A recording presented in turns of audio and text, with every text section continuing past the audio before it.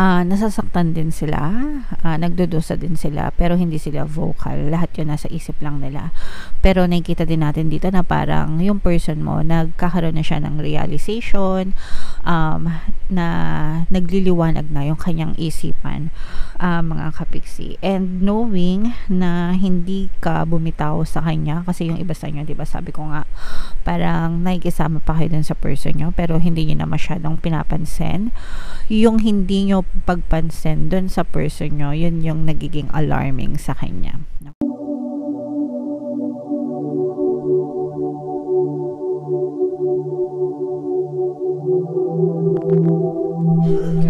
Hello guys, hello Taurus, welcome back to Pinay Pixie Tarot. Ang pamagat ng episode natin for tonight is feelings reading, anong nararamdaman niya sa'yo. So ito yung feelings check natin ngayong February para sa nararamdaman sa inyo ng inyong partner or specific person. General reading lang guys, pwede mag-resonate, pwedeng hindi, combination ng positive and negative energy. Pwedeng ma-pick up yung energy nyo, pwedeng ma-pick up yung energy ng person nyo. Roles can be reversed mga kapiksi. If in case hindi kayo naka-resonate dito, pwede nyo panoorin yung video dun sa zodiac sign ng person nyo guys, baka nandun yung energy nyo mga kapiksi. So dito sa deck na to, tingnan natin yung energy sa loob ng inyong sitwasyon, mga kapiksi. Alright, so for some of you mga kapiksi, no, parang nakikita, parang nararamdaman ko na you're just enjoying yourself right now.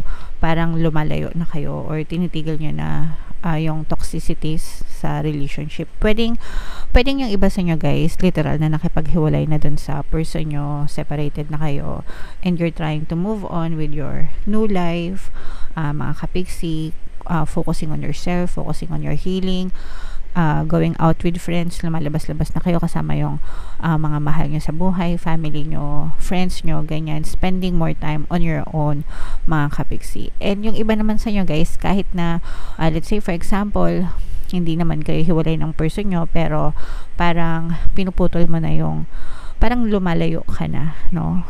Nagkakaroon kayo ng emotional detachment dun sa mga toxicity sa relationship nyo. Pwedeng tanggap mo na na may mga problema sa relationship and hindi lahat maayos. So imbis na magmukmok, imbis na magreklamo, ganyan, fino-focus nyo na lang yung inyong energy sa inyong sarili, mga kapiksi. Hindi na kayo masyado nagpapastress sa jowa nyo, or hindi na kayo masyado nagpapastress sa person nyo, mga kapiksi. And again, you're just focusing on yourself, loving yourself more, doing things that you love, ginagawa nyo yung mga bagay na nag-enjoy kayo, celebrating, going out with friends, ganyan-ganyan. Okay?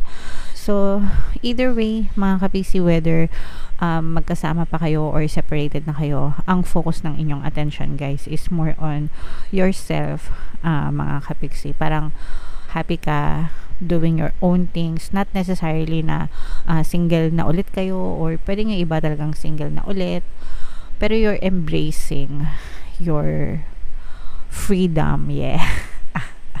Parang mas F na F nyo yung wala kayong masyadong iniisip, mga kapiksi. Alright? So, comment down below if naka-resonate kayo dyan, guys. Tingnan naman natin yung mga emosyon sa inyong relationship, guys. Pwedeng nararamdaman nyo, pwedeng nararamdaman ng person nyo, pwedeng nararamdaman nyo parehas. So, meron ditong afraid. Meron ditong resistant. Ayan.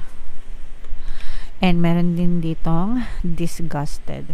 So, ito guys, feeling ko ito yung sa energy ng ng paghihiwalay. Kasi 'di ba sabi ko nga yung iba sa inyo pwedeng hiwalay na, or pwedeng nandun kayo sa stage na parang maghihiwalay na kayo. And yung iba sa inyo parang nandun pa rin yung resistant. Ibig sabihin pagtutol, no, nagre-resist.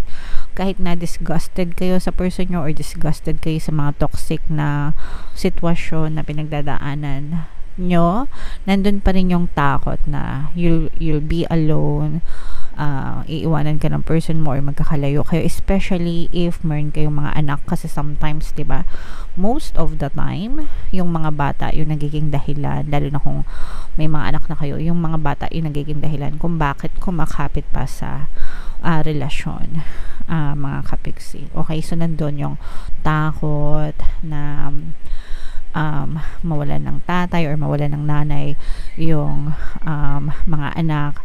Kumbaga parang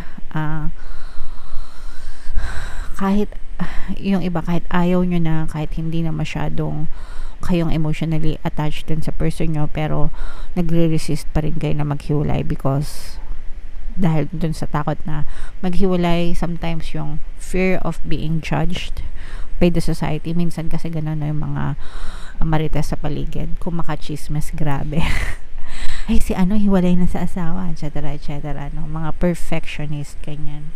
Nandun yung iba-ibang klaseng fear, anong sasabihin ng magulang, anong sasabihin ng kamag-anak, anong sasabihin ng mga kaibigan, ganyan. So, nandun yung resistance, mga kapiksi. Alright? And parang nilulunok nyo na lang kahit ano, guys, para lang, alam nyo yun, nasa masabi lang na in a relationship pa kayo. Alright? So, comment down below if feeling nyo naka-resonate kayo dyan, mga kapigsi. Yeah, so tingnan natin yung eto naman dito, hanapin natin or tingnan natin kung anong nararamdaman ng person nyo. So, shuffle ko to, guys. Habang sinashuffle ko to, panoorin nyo muna tong video natin regarding sa ating paano mag-manifest ng abundance video course. Kapiksi, sawa ka na ba sa mga struggles at hirap sa buhay mo? Masipag ka ba at masikap sa buhay ngunit hindi ka pa rin umaasenso? Ilang beses ka na bang nag-attempt magnegosyo at mag-invest pero palagi ka pa rin nalulugi? Sa pagkakataon na ito ay maaaring may subconscious beliefs ka na nagiging balakid sa iyong pag-unlad at pagyaman. Introducing, paano mag-manifest ng abundance video course. Dito ay matututunan mong ma-overcome ang mga balakid mo para tuluyan ka ng umunlad, umasenso, sumagana, maging matagumpay, successful at maswerte sa iyong kabuhayan, pera, trabaho, negosyo, salapi at kaperahan ng bonggang-bongga. Dali, mag-send na ng email sa pinoypixitaro@gmail.com at simulan na ang iyong pagyaman ngayon. Alright, so sabay-sabay tayo magpayaman ngayon 2024, mga kapiksi. Mag-fail na kayo ng course, guys, kasi sobrang ganda talaga niyan. And good news, mga kapiksi, dahil ngayong February, no, meron tayong discount, meron tayong promo. Magbibigay ako ng 200 pesos na discount, guys, sa lahat ng mag-avail ng course until February 29, mga kapiksi, kaya mag-avail na kayo. Meron din tayo, guys, email coaching, manifest your desires using the law of attraction. If meron kayong mga specific na gusto nyong i-manifest, pwedeng love and relationship, mga kapiksi, pwedeng money or career, pwede kayong magpabook ng email coaching session with me. Mag-send lang kayo, guys, ng email sa pinoypixitaro@gmail.com. So, Taurus, guys, kaya in-represent ng Queen of Pens sa ating spread. Ito yung love or feelings energy. Meron tayo ditong presence, guys, ng water sign, Cancer, Pisces, Scorpio. For some of you, maaring may water element kayo sa inyong natal chart. For some of you, maaring water sign ang inyong partner o specific person. This is no beginning, mga kapiksi. Yung person mo, gusto niya magsimula ulit kayo, no? Or gusto niya magsimula ulit yung maayos na relationship nyo, guys. Kasi nakita natin na maraming kumbaga, kung marami kayong pinagdaanan na frustration, depression sa inyong relationship, it's the same with your person. Nasasaktan din sila, nagdudusa din sila, pero hindi sila vocal. Lahat yun nasa isip lang nila.